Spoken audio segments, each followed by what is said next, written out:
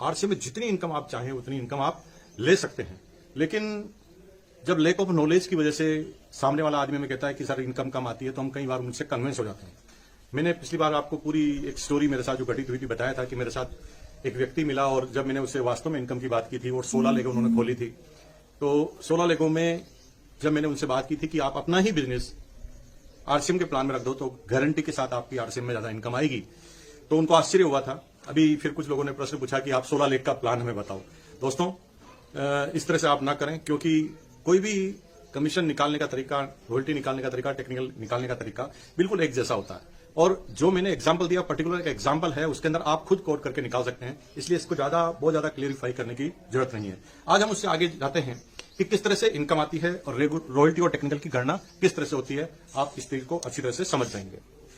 अगर मैं बात करूं 16 लाख, इतना तो ये बोर्ड ही नहीं है, इसलिए मैं 16 लाख का प्लान आपको नहीं बता रहा हूं, क्योंकि आप यहां तक तो पहुंच नहीं पाएंगे और बड़ा कंफ्यूज हो जाएंगे। तो हम बात कर रहे हैं 16 लाख, तो बहुत आगे की बात है दोस्त। अगर हम केवल 6 लोगों की बात करें तो भी कोई भी टक्कर में आपके बीच में नहीं है। एग्जाम्पल बोनस की कैलकुलेशन करेंगे, उसके बाद रॉयल्टी की कैलकुलेशन करेंगे, क्योंकि डिफरेंस कमीशन यहां पर बन नहीं रहा, क्योंकि 350 से ऊपर के बिजनेस है। और डिफरेंस कमीशन के बारे में मैंने आपको बहुत अच्छी तरह से जब आरसीएम के प्लान का मैंने वीडियो बनाया था तो उसके अंदर मैंने आपको ये सारी बातें बताई थी। तो अब हम इससे आगे की बात करते हैं, कैसे टेक्निकल मिलेगा, कैसे रॉयल्टी मिलेगी। दोस्तों, 2 बातें ध्यान रखिए। अगर आप रॉयल्टी लेना चाहते हैं तो किसी भी एक लेग में मिनिमम 3,50,000 का बिजनेस होना चाहिए, ये पहली कंडीशन है।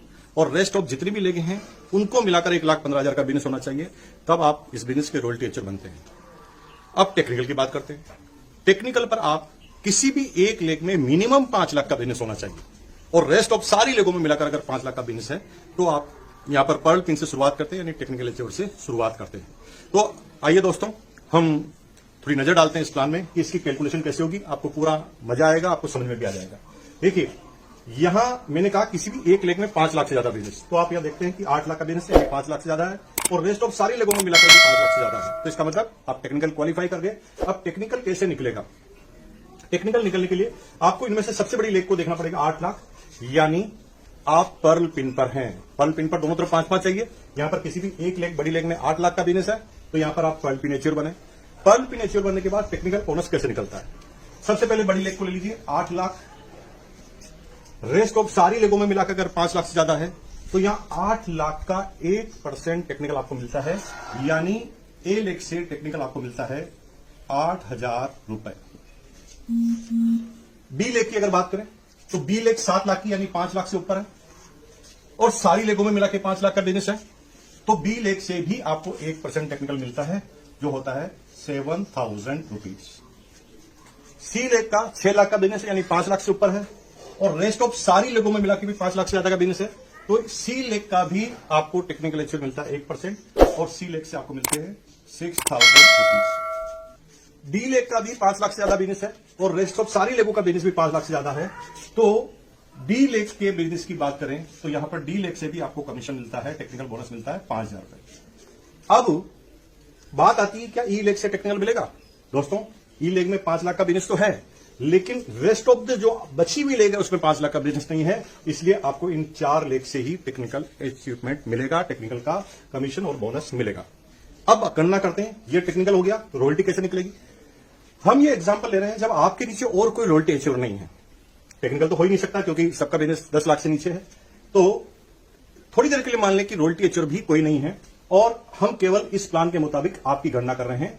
तो यहां पर मैंने आपको बताया कि रॉयल्टी पर पहुंचने के लिए 3,50,000 का किसी भी एक बड़ी लेग में बिजनेस होना चाहिए, और रेस्ट ऑफ लेग में 1,15,000 से बिजनेस होना चाहिए। तो हम यहां देखते हैं कि यहां पर सबसे बड़ी लेग में 8 लाख का बिजनेस है, और दूसरी सारी लेगों में बिजनेस 1,15 से ज्यादा, यानी 3,50, अधिकतम 8% रॉयल्टी तक आप पहुंच गए। तो यहां पर 8 लाख का सीधा 8%, यानी 64,000 रॉयल्टी मिलती है ए लेग से। बी लेग से कैसे मिलेगी? बी लेग का बिजनेस है 7 लाख, दूसरी सारी लेगों में मिला के 3,50,000 से ज्यादा है, तो ये भी 8% रॉयल्टी पहुंचा।